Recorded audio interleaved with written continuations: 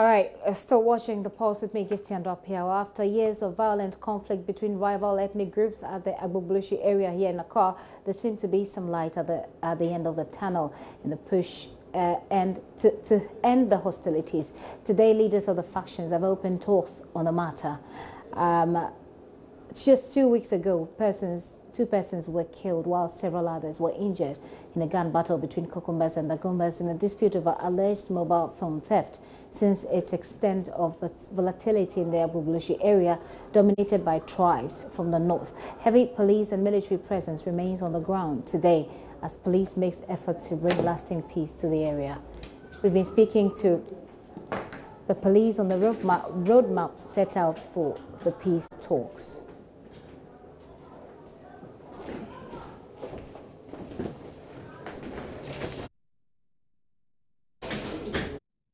And our message is simple. From the IGP, he warned a neighborhood committee be formed at Agbogbloshie. And the neighborhood watch committee should comprise of all the ethnic groups, the 16 ethnic group or thereabout. These are the major ones. 2, the associations like the Yam Association, the Scrap Association, the Union Association, and other youth groups also should be part of it. And the police will give you an officer. Jamestown is prepared to give a police officer not below the rank of an inspector to be the liaison officer, between the neighborhood watch and the police. And we are committed to this. So as a result, even tomorrow we'll be meeting you for you to give us 2 each. All the 16 groups should give us 2 each, making 32. And then we're going to vet them so that no criminal become part of that. And then thereafter, the Community Policing Directorate will do orientation. We'll orient them to the objectives of neighborhood watch committees, how they are supposed to collaborate with the police, and how they are to work for the community good of Agbogbloshie. So this is what we're going to do. Aside that, we might have an advisory board of eminent chiefs, eminent people, good people of that area, so that perhaps when things are not going well, we can fall on you to straighten it up.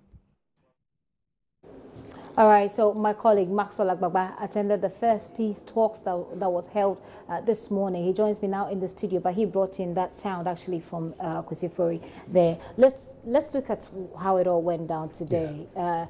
Tension. A lot of people have said, and I have been there. I was there right after a day after the incident, and I could tell that the tension was almost tangible. Yeah. How was it like today?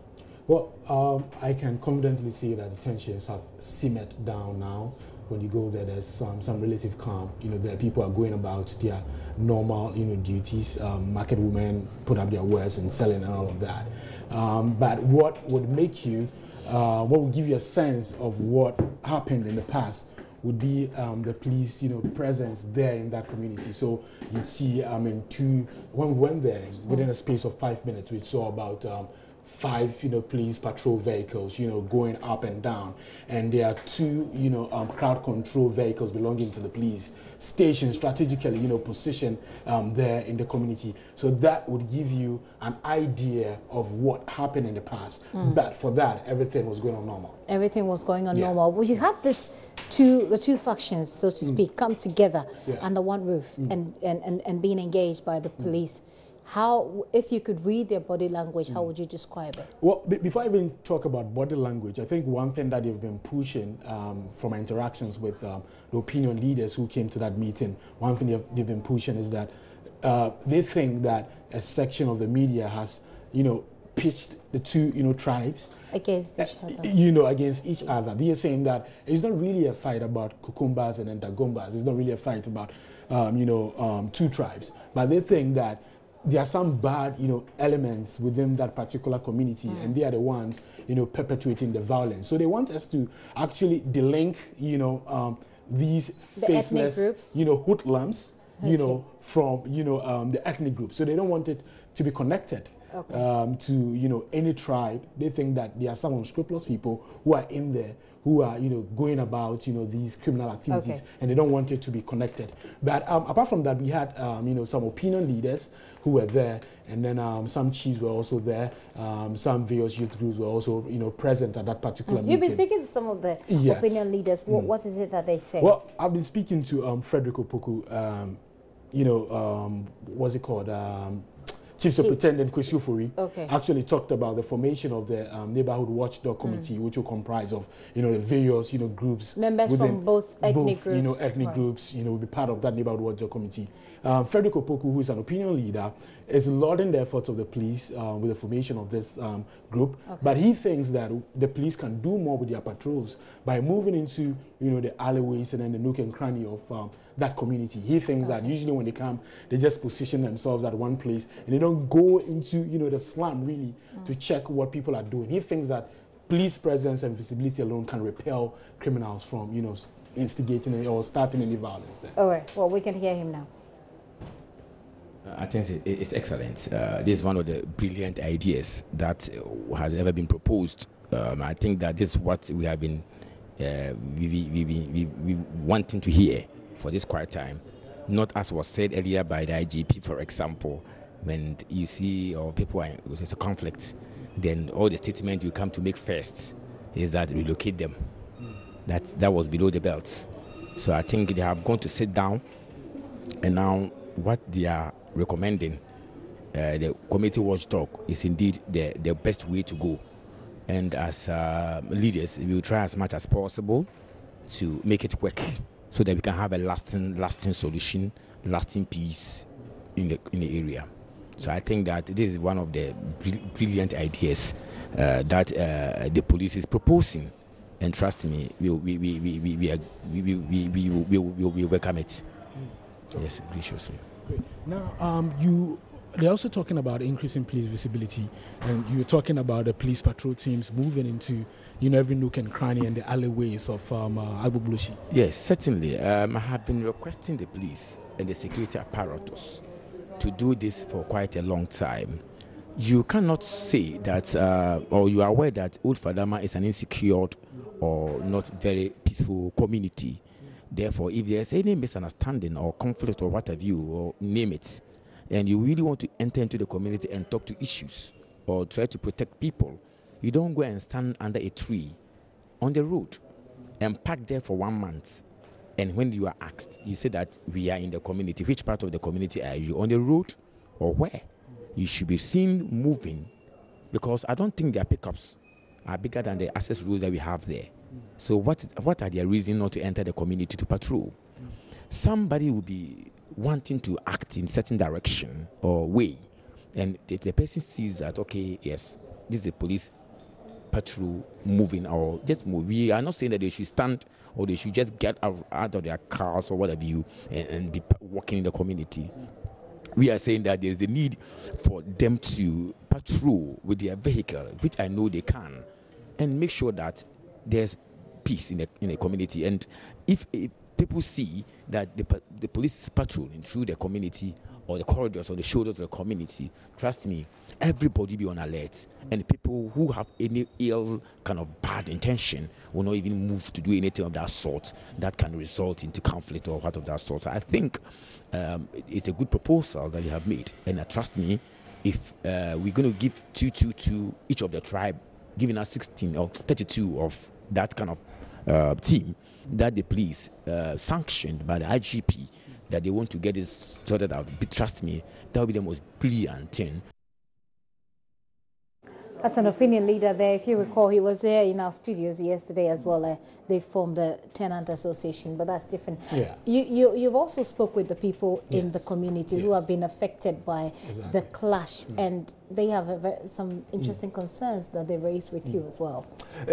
Gibson, usually the thinking is that when there's a fight, you don't get opinion leaders fighting, you don't get the chiefs, fighting. Usually it's the grassroots, the ordinary people who would go out there and be fighting. So we decided to go to Agbogbloshie, the young market itself, to find out from the residents what they think about this new move to start the neighborhood watchdog committee, what they think about it, and how they think we can, sustain the relative calm that they're enjoying right now. All right. So Agbagba has been having a conversation with all of them. Let's hear them now. Business here at the Yam Market, specifically here in Agbogbloshie. Businesswomen here are going about their normal duties. Some weeks ago, that wasn't the case.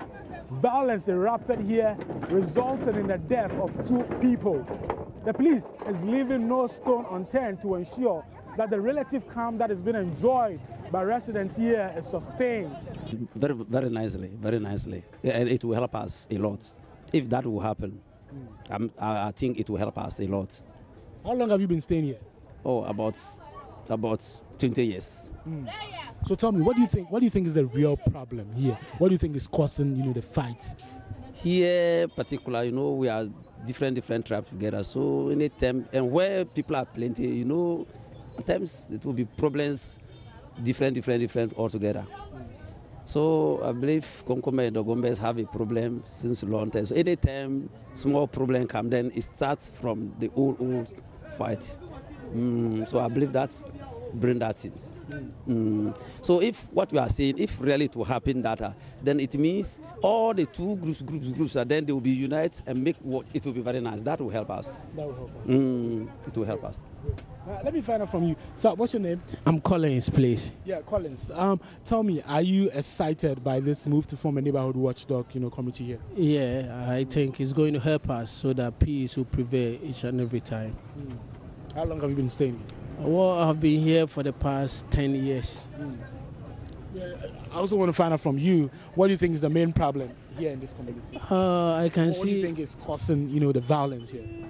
I can see the whole place. There are different people all together, and they are all business people. Majority, they are farmers and a whole lot. And sometimes misunderstanding comes. The people to solve their problem for them is one of the big problems. And I think they also have leaders. But, patient move mountains, and sometimes we may not understand when problem comes.